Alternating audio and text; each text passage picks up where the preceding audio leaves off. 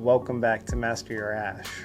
I'm your host Michael Presdale, and today I'm going to be smoking the 1502 10th Aniversario, coming to us from Global Premium Cigars in collaboration with AJ Fernandez. This was rolled at AJ's factory, and this is to celebrate 10 years of 1502 cigars. This was given to me by Enrique Sanchez. He is the founder of Global Premium Cigars and the blender behind 1502 Cigars. Enrique has been in the industry for quite a long time. You can watch the video from PCA where we interviewed him, and he talks specifically about this cigar being introduced in 2022 for the fall. This is an Ecuadorian Habano wrapper over a Mexican San Andres binder with Nicaraguan fillers that have been undisclosed. It was rolled at the AJ Fernandez factory, and it is right around the $12 to $14 price point. So boxes of 10, making it very affordable. And on the band work, I mean, it's all gold, very beautiful with the black kind of in the backdrop of this cigar with the traditional 1502 branding and crest. Then on the back, there's Global Premium Cigars. There's like this shield that says GPC on it as like a little toast to their parent company. Awesome. It is a really nice dark chocolate Ecuadorian Habano wrapper. Does have some noticeable lines and veins on the cigar stick, on the wrapper. On the cigar stick. On the wrapper. Really nice hay notes. A little bit of cocoa. And a touch of leather. The actual foot, and I kind of pointed at this in the overhead, but it is a partially closed foot. So the foot is open in the middle, but on the edge of the wrappers on the foot, it's actually closed off. Very interesting and unique. It kind of allows you to toast the cigar and not have to puff away on it like a fully closed foot. It also allows you to do a cold draw, which I did. Picked up some more of those hay aromas, a little bit of spice too. Maybe like almost a rye spice. Yeah, that might be my favorite style of a partially closed foot. I actually think that I like that over a closed or a shag foot for sure. Cigar opens up with some initial buttercream notes on top of that rye spice, hay, leather, cocoa. The initial pre-light, the pepper on the retrohale is very muted, medium body to start off. Nice little hit of pepper, but nothing that's eye-watering and aggregate to your palate or to your olfactory senses. I can't get over the amount of buttered rye toast there is on the palate. It's a flavor note that I really haven't gone into a ton of description about before, but it's like when you bite into a piece of rye bread that has butter on it, and you just get that little hint of spice, but then there's also the creaminess. On the retrohale has ramped up, but it is not aggressive or too domineering on the palate, which is great. It means that the cigar has tremendous balance, and it's a testament to Enrique Sanchez. And you know, there were a couple of people that commented like, wow, he seems so excited to be there at PCA and so excited to do the interview. He was smoking one of these. You know, you can go back and look. I don't know if we got a shot of his hands at all, but he was smoking one of these. And maybe that's why he was so excited, because I feel as though I'm excited about this cigar, and for good reason.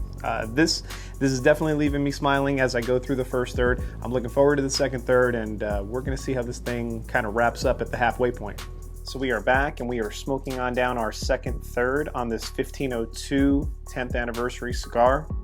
Pleased to report that there has been some smooth transitions. The pepper has stayed at a perfect spice level. Great balance. The buttered rye has kind of morphed into more of a pecan with a touch of leather, hay, cocoa, and all of those flavors that we picked up off the initial lighting and the first third.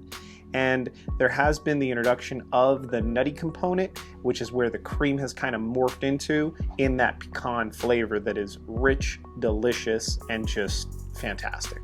I mean, this is currently on pace for Cigar of the Year type accolades, and in that discussion, if it can maintain in this final third, well, throughout the second third into the final third, I mean, we're looking really, really exceptionally well.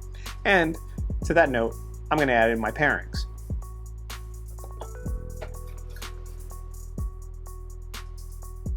So we've got a familiar face here. This is Tenjaku, but instead of the blended, this is the pure malt. So one of the notes that has kind of come through a little bit more in the second third, and I wouldn't be surprised if it follows through in the final third, has been cedar. There hasn't been a lot of it, but it's definitely been there. And I think that our Tenjaku pure malt is going to give us the perfect amount of sweet, creamy flavors that we need to kind of balance everything out. Or maybe that we don't need, but that I want. And this comes to us at 43% alcohol by volume, making it 86 proof. So right around the perfect proof level for most of the Japanese whiskeys, right? And, or maybe not the perfect proof, but you know, it's just one of the better proofs. And Tenjaku Pure Malt is a harmonious marriage of 100% aged malt whiskeys aged in bourbon barrels. The result is rich delivered, or I should do my Pick Jimmy voice. As a result, the rich delivered and slightly nutty with hints of green apples and herbs. It is well-rounded, slight hint of smokiness, the lingering finish and eloquent woody notes of fresh vanilla. Something along those lines. But anyway, this is the bottle here. You can pick this up right around probably $60 to $65 at the high point. I think maybe some stores might carry it in the 50s. Fantastic caramel off the nose. All these wonderful kind of malty expressions. It almost smells just like the malt candies that you would buy at like the movie theater or the candy store back in the day.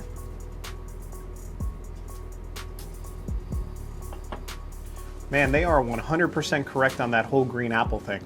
Wow.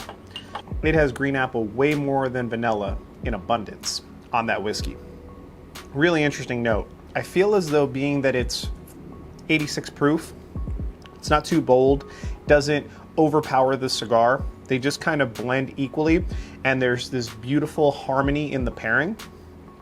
The green apple note helps to kind of enhance the pecan, nutty, creamy components of the cigar. And then the rye, the slightly buttered rye that's on the cigar, it helps kind of cut through some of the sweetness, because this does taste a little bit sweeter than the pure, or it does taste a little bit sweeter than the blended that we featured on the channel before. Not that there's any added sugar to it per se, just that the actual whiskey itself has a very sweet note to it, with all that green apple, vanilla going on. So we've hit the end in the final third of our wonderful 1502 10th anniversary cigar.